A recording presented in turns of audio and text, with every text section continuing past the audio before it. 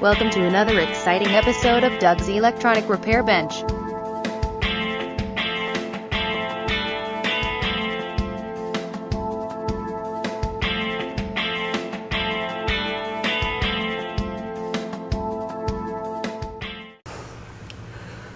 Morning, YouTube. Here with you on this Saturday morning. And yes, that's white stuff falling on the street, the cars, coming out of the sky. That is snow. Yes, it is. And I think I made mention to someone that I didn't want to talk about, I think it was Robert, that I didn't want to talk about the S word. But here it is. It's upon us. And I'm just using this as a intro to my video that I'm posting today, that I actually made yesterday. But anyway, I thought it would be a fitting intro. So that's all I have to say about that. On with the video. I want to add this little bit to this video because I got to playing around while I was in here. See what I've been doing there. You can see the tape. Now that doesn't make that brand new, obviously, but at the same time, it's not bad, and it serves the purpose. You can see that the tape works pretty darn good. Got a little problem there with that, and I gotta fix that. But other than that, this thing is good to go. That should last a good long time. So I'm not going to worry about that anymore. That's back like it should be. I'll put the ends on and some shrink tubing on there and get that back like it's supposed to be also. And this will be mounted back in there and ready to do its thing. So just wanted to kind of point that out, that I got that done and making some progress on getting this stuff back together. And I do have I don't know if I mentioned it or not. I don't think I did.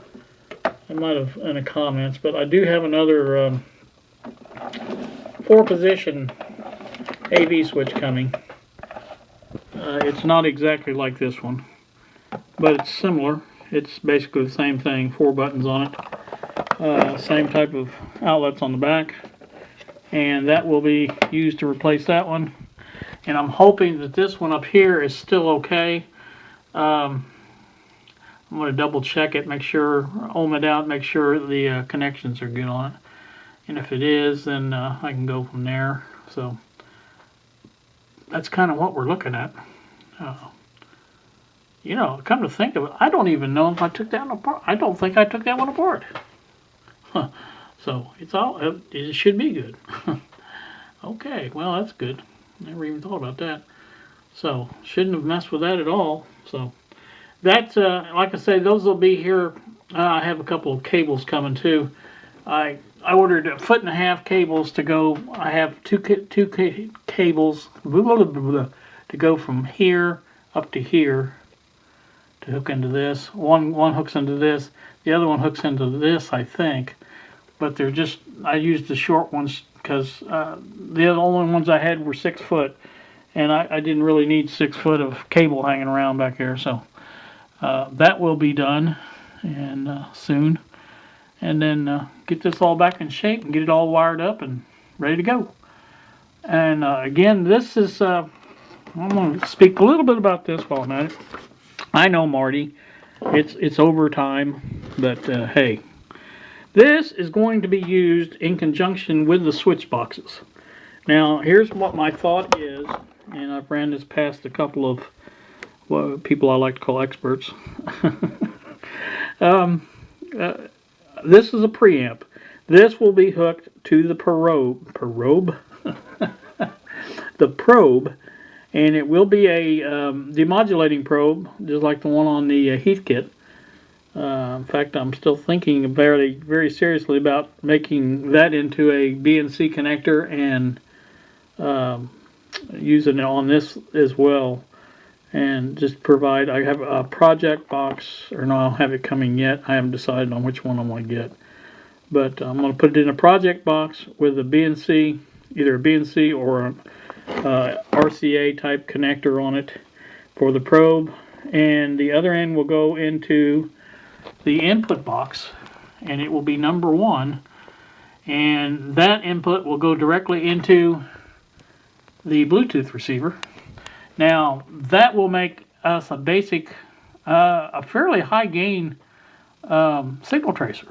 And I think that will work rather nice. I really do. I'm thinking the combination of the power amplifier there and the preamp here, I think that will give us just exactly what I'm looking for.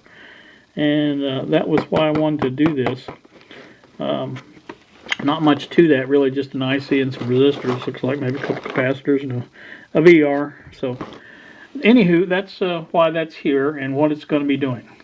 So stay tuned for that build. And again, that will be just add some more usability, whatever you want to call it, to this little amp. And I love my heat kit. Don't get me wrong; it's a great signal tracer. It works really nice. But you guys have seen it. It is a pain in the butt to get it hooked up, to get it sitting somewhere it's not in the way, and you know what I'm saying. This will just be a probe. All the stuff will be there, and I think it will work out much better. I hope. That's the plan anyway. So we know how plans work out sometimes, but you know, all you can do is keep on plugging and keep on trying. So that's what we're going to do, and let me know what you think about that idea. And again, I've talked to some of the people I talk to. Now, you guys, some of you think I know everything there is to know. I may come off that way, but it's not that I don't know. It's the fact that I like confirmation sometimes from others that either have done it or know that it will work, and things like that. So I check with a lot of people before I do things, and like I said, Robert clued me on these switches, and you know me, I don't listen all the time. If I would have left well enough alone, I would have been far better off. That switch would have still been working, everything would have been nice and hunky-dory. But you know me, I thought, well, I'll clean it. Famous last words. So, anywho, I've made almost another video. Like I said, I need Marty here directing me, saying, cut. Let me turn this around. You guys have a great day. I really appreciate you watching and putting up with my antics. And I don't think I said this publicly because of the excitement with the radio yesterday, but I really sincerely want to thank George, the J3 Fix-It Man, for sending that RAM along. That's going to help a lot. I don't have the computers together yet. That's going to be one of my next projects on the bench here. And I want to get the RAM in there and get I have the fan to clean out with the heatsink, and get that cleaned out and get everything back together. And I'll show you here on the wall where it's going to go so you can see. See where all this junk is. Well, I say junk, but it's not really junk. Let me turn this off. See a little bit better, maybe. Anyway, the light, and that's another project I'm doing. This is an extension I'm making for the light. It's going to come out like that. And you guys may have remembered I was having a lot of problems banging into this thing, and I want to put a little extension on that to where it will be able to sit out there and be free from encumbrances. The camera boom is not going to be used, at least part of it. At some point in the future, I'm going from the corner of that bench up there up to, well, maybe not the corner, but close to the corner here of this, and the board that's going across will be the slotted board right there, but obviously that one's not long enough, so I'll have to make a new one.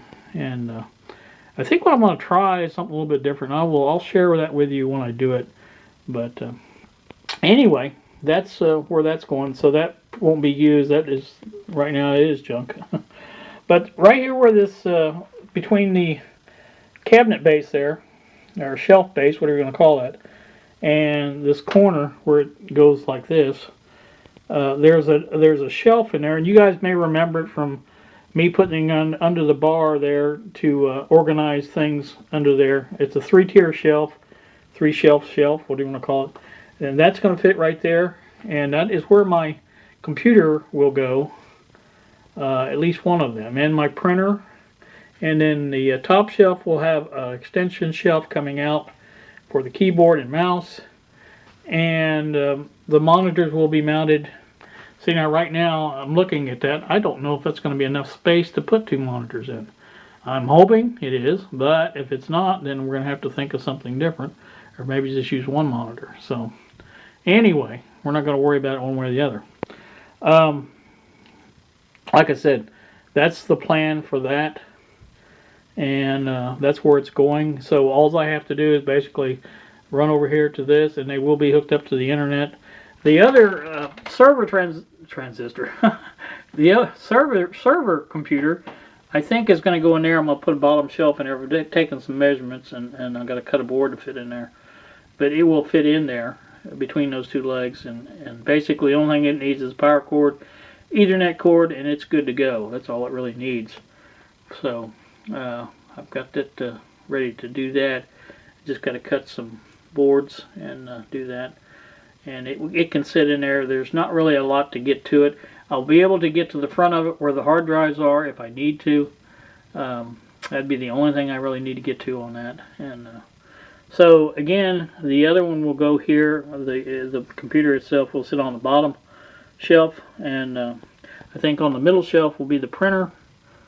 And top shelf will be either the monitor sitting on the shelf itself or mounted to the wall, and I don't mean the wall, but there'll be a board there mounted them to. They have I think they're called Visa mounts on the monitors, so they just slide in, and so that's all they need.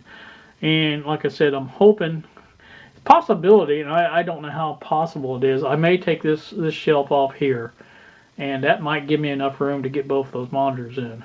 If so, I can take and move that over to the other shelf on the other side, and that's what I'm thinking about there. And let me turn you around here, and I'll show you what else I'm thinking. This shelf here is not going to be able to go back where it was. Obviously, it won't fit there. But I'm thinking about putting it right here, mounting it on that end shelf. Now, again, I was talking about moving the other shelf over there. There's space right there. It can go right there below that. So it's not. There's plenty of room for this stuff. It just got to be a little bit more organizational, more planning, things like that. Now the problem shelf I have right now is this one here. It was mounted over here, and I don't think that's going to be able to do that again because there's going to be a computer in there, and I obviously can't get to it if I have a shelf in front of it. So unless I can make that to where I could get it off real easy. And besides that, this shelf here I don't think is going to fit in here with that on there. So I'm going to have to think up a new place for it. It resided up here above where the speakers are at for the longest time, but now that I've got things that I use a lot in there, that's going to have to change. So I'll think of something. I still want to leave this open for the vacuum cleaner. It's in there, and that's where it's going to reside. Now I just have the desoldering irons kind of blowing in the breeze up here, but I'd like to have some kind of hookup like that to where I can hook up things that have cords and just sort of leave them up out of the way too. So a lot to think about and a lot to plan. I do have some space over on the pegboard that I can use, just rearrange some things and get that organized better. So anywho, that's the things I'm looking at, and I know this is going to be way long now, but forgive me. I may go ahead and separate this. That's what I'll do. I'll do a separate video for this and the meter. That way you won't have to sit through all that and this too. So I think that would be a better deal. So You guys, well, you can see my scopes in there. I don't know if I've ever pointed this out either. I have that. It's not on. I mean, it's not plugged in or anything like that.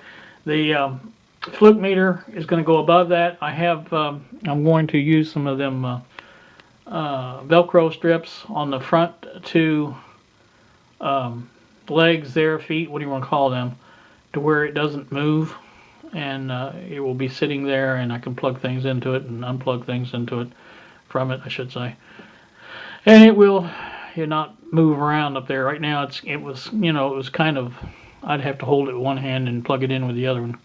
I don't think the scope will suffer from that problem, but if so, I can always put a couple of those. There's 2 feet in the back, and I could use those to same type of situation with Velcro.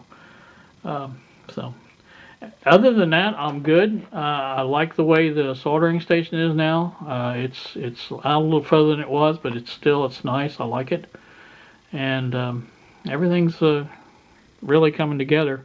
I've taken a little break here as far as getting everything. I've got the core of it done, and that was good. But I need to get back to it, and I need to get this one going. That needs to be done, and like I said, I'm gonna have to have another project box for that. It's gonna go right there, and get that organized and done. But I have everything except for I believe everything except for the project box there. So maybe a switch. I don't know if I probably have a switch that I can use for that. So you guys, all right.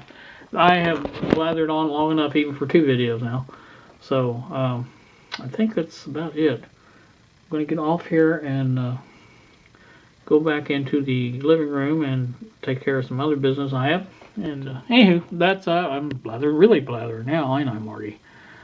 I bet you're thinking, what in the world is he talking about? I had some guy, I don't know if I don't care. This is going to turn into a vlog, I think. But I had a guy that commented on one of my videos, and it was I'm trying to remember now what it was. It was the one where I talked about getting groceries one day, and it was the video itself was not about that, obviously, but I had talked about it. He said, "Why are you talking about getting groceries?" And it was funny, but at the same time, he's right. I said, I get on these tangents and start talking about stupid stuff, but that's just who I am. And if you watch my channel, you ought to know that. So, anywho, you guys have a great day. And let me turn this around and do this the right way. Hey, you guys have a great day. Thanks so much for watching. And we will see ya!